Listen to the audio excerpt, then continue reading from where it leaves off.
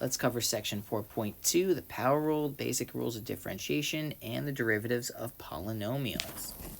Let's recall the definition of the derivative, which is that f prime of x equals the limit as h approaches 0 of f of x plus h minus f of x over h.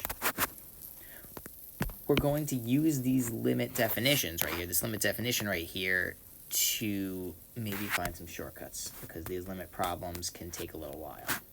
So anyway, for example, what's the definition of 5x cubed? Well, let's see, right? Let's use the limit definition, and we're going to get the limit as h approaches 0 of f of x plus h minus f of x all over h.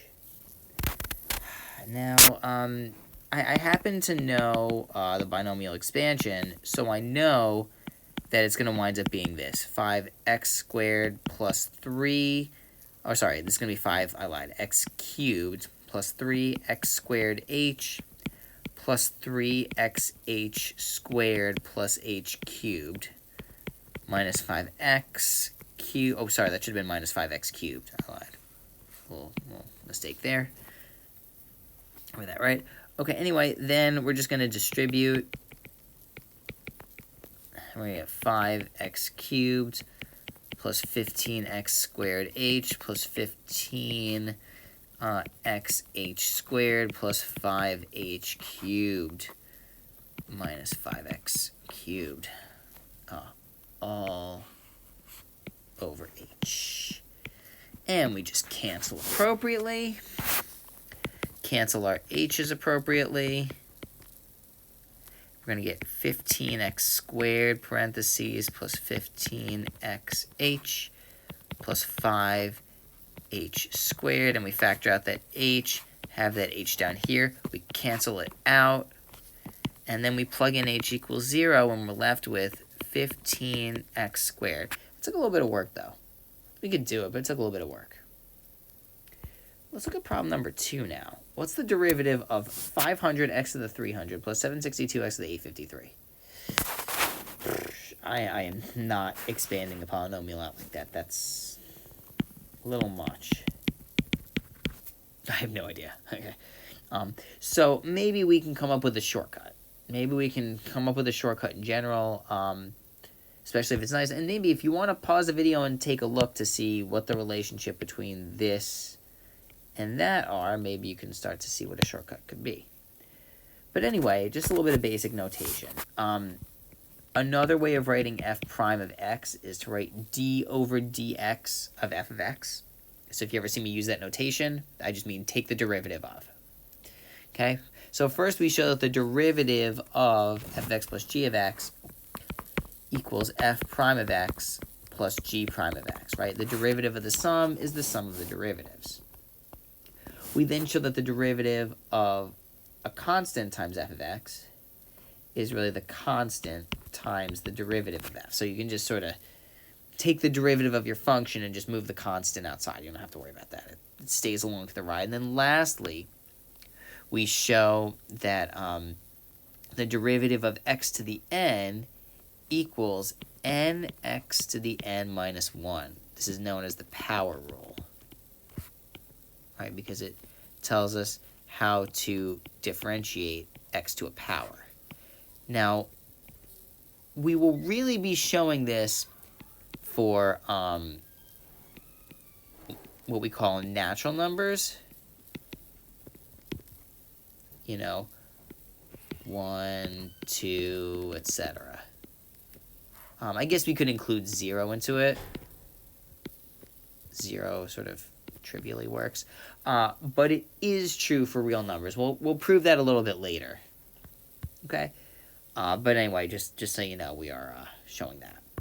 Okay? So let's prove these properties, right? So what I'm saying is that the derivative of the sum is the sum of the derivatives. Now, this is going to be a little bit weird, but I'm not going to get an answer. I'm just going to show that you can rewrite this guy in a way that is this guy. Okay? So I'll show you what I mean. the derivative with respect to x, which is, again, means just take the derivative of f of x plus g of x equals the limit as h approaches 0 of f of x plus h plus g, plus g of x plus h minus f of x plus g of x. See, I'm just using the limit definition of the derivative, but for two functions, the sum of two functions. Well, I'm just going to manipulate this. I'm just going to put the f's with the f's and the g's with the g's. We're going to get this guy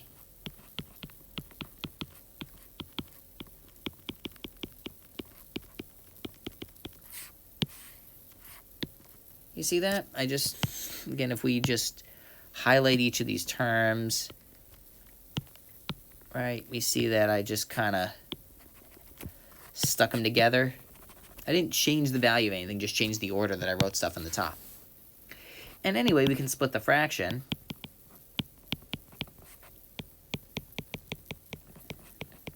We get this. Oops.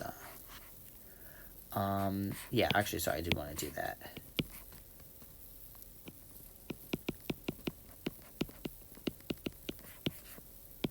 So we get this, and then remember that our limit laws say that, well, if both limits exist, then the limit of the sum is the sum of the limits, and so we can actually stick that limit as h approaches 0 right in there. And by the way, by definition, this equals f prime of x plus g prime of x. So we're actually done, right? Because we showed that no matter what functions f and g you're talking about, if you add them up, you can just take the derivative of each one individually and then add those derivatives up. Okay, so sort of a technical thing. It just means that if you have a bunch of terms added up together, just take the derivative of each one of them individually. Next up, we're going to consider a constant times f of x, right? So we've got the derivative with respect to x of, I guess I can actually just write this as g prime of x equals the derivative with respect to x of c f of x. Right, some constant c. It's like the number 0 or 10 or negative 20, whatever. Right, and we're going to show that that's the same thing as c times f prime of x. Well, again, we just use the limit definition of the derivative, and we get c f of x plus h minus c f of x all over h. And then note that we can just factor out that c, right? And if we factor it out of the top, we can actually factor it out of the whole fraction.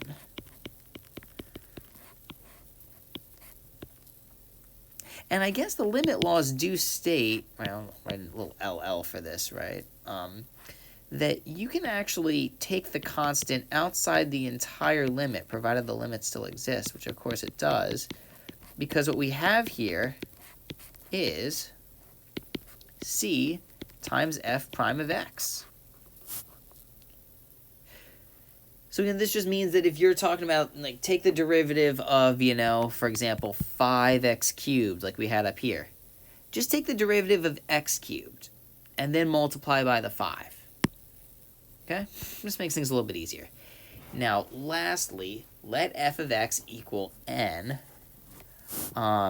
for some positive integer n. Now, I say right here, use the binomial theorem, which you'll need to introduce, but just, I'll introduce that very briefly in a sec, okay? We have that f prime of x equals the limit as h approaches 0 of f of x plus h minus f of x all over h, which is going to be x plus h to the n minus x to the n all over h. Now, what's happening here? Well, the binomial theorem says that, if you ever know Pascal's triangle, it's this cool little thing that does this. It turns out that the coefficient of x to the n is the nth row of the triangle, assuming that we start at that we start at 0. Right? So, for example, the coefficients of a plus b squared is a squared plus 2ab plus b squared, right? We saw with 5x cubed, right, or just, x plus h cubed, it was x cubed plus 3xh plus 3xh squared plus h cubed, right? So that's how it works.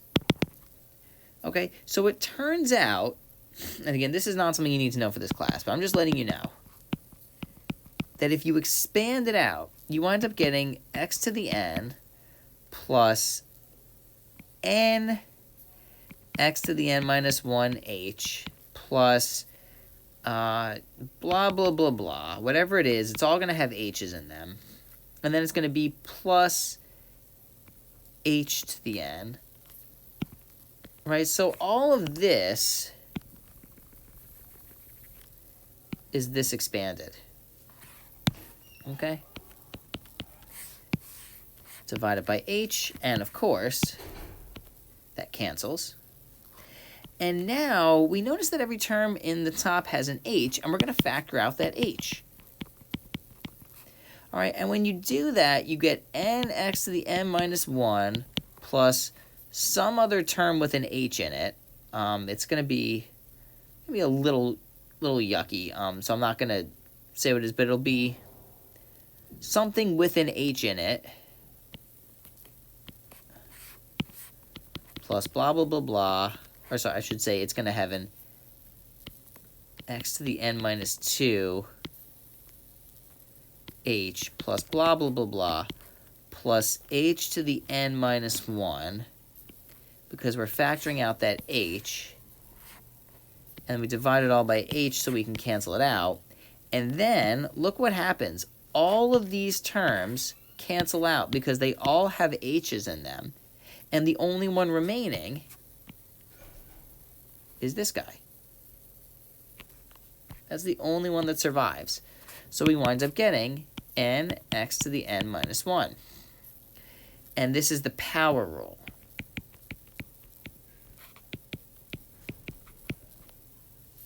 Okay? Now, as I mentioned here, this proof only works for positive integers. It actually works for 0 as well. But it is true that it actually works for everything. And we'll learn this. I say section 3.6. I don't think it's quite. I think it's actually 4.7. I think is what it, or maybe 4.5 or something like that. Whatever covers logarithms and exponential functions. Okay. All right. Now let's find the derivatives of the. Actually, no. Before we do that, let's go back to this problem. So what's the derivative of g of x? Well, according to the power rule, it's going to be 500. Just keep the 500 because that's the constant.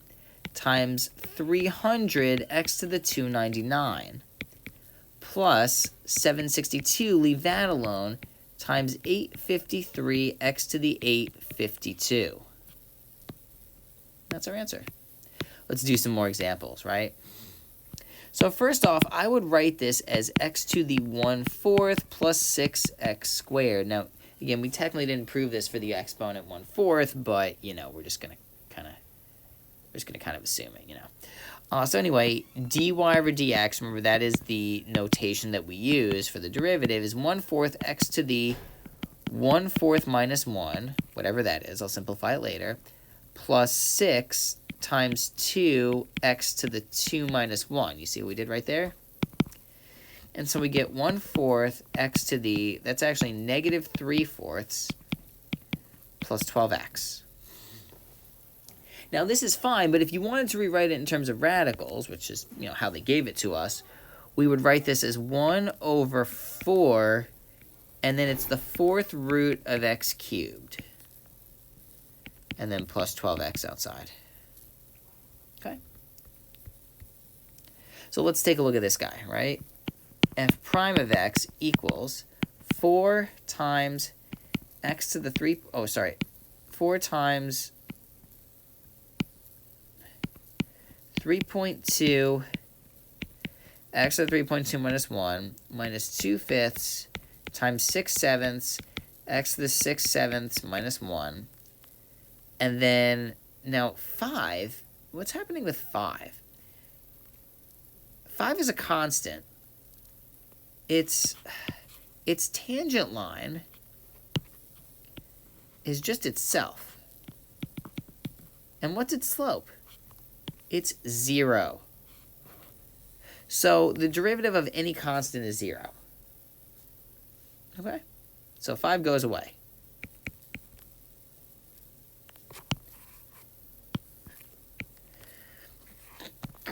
Now let's simplify. We go, is that 12.8 x to the 2.2 minus 12/35 x to the negative 1/7. That's our answer. All right, number 3. Just be a little careful. Note that root 5 is a coefficient and t to the 99th is outside the radical. So g prime of t is going to equal root 5, right? Keep it along for the ride, times 99t to the 98th plus, oh, now what's happening here? Oh, I'm not totally sure. So maybe I jumped the gun a little bit. Maybe before I do that, I should write g of t equals root 5 t to the 99th plus, and then I could write this as 7t to the negative 1/2. Okay? So this is going to be 7 times negative 1/2 t to the negative 1/2 minus 1. And when we simplify that, we get 99 root 5 t to the 98 minus 7/2 t to the negative 3/2. And that's all fine and good. But again, they gave it to us in radicals. So if we wanted to write this in terms of radicals, we get minus 7 over 2. Well, that's a minus 7 over 2. And then it's the square root of t cubed. You could also write that as t root t if you really wanted. Okay, but that's our answer. Now for this, if we wanted to find the derivative of this, well, there's no shortcut here. We just need to multiply it out first.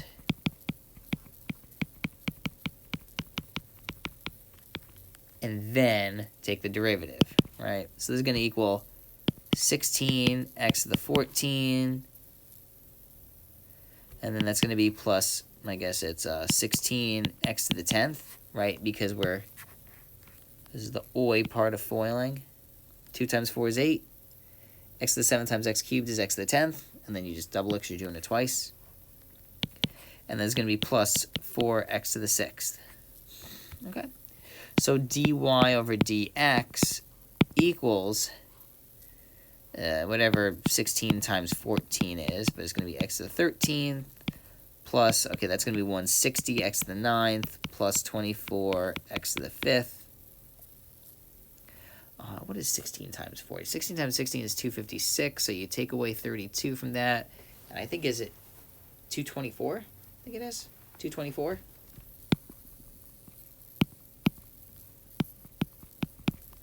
I think that's our answer.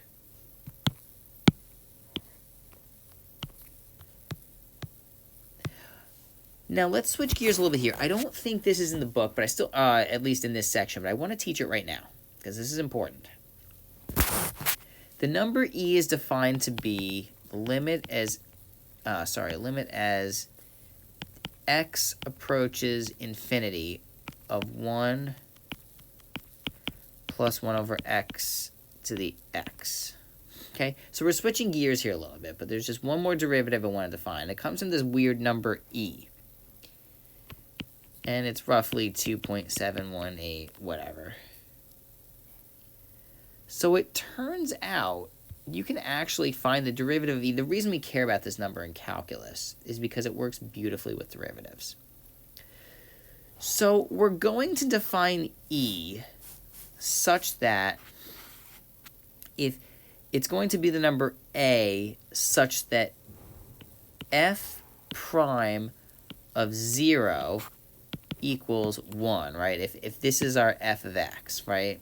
So the derivative of a to the x equals 1 at 0.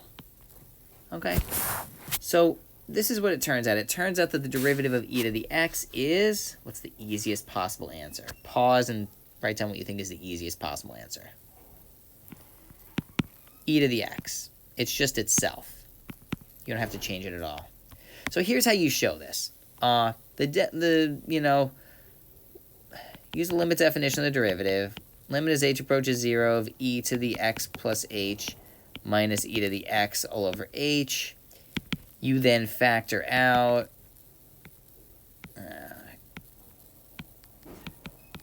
the e to the x. And this is what e to the h minus 1 all over h. And I just want to point out two things. This is a limit law. Because the e to the x doesn't have an h in it, we can factor it outside the limit. And just to note that this is actually the same thing as e to the h minus e to the 0, because anything to the 0 is 1.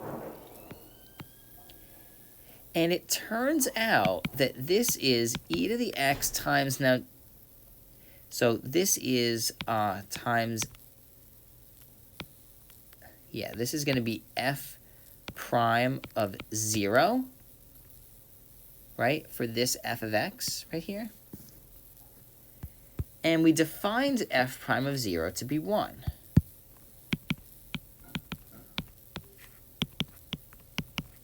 So this shows you that the derivative of e to the x is e to the x.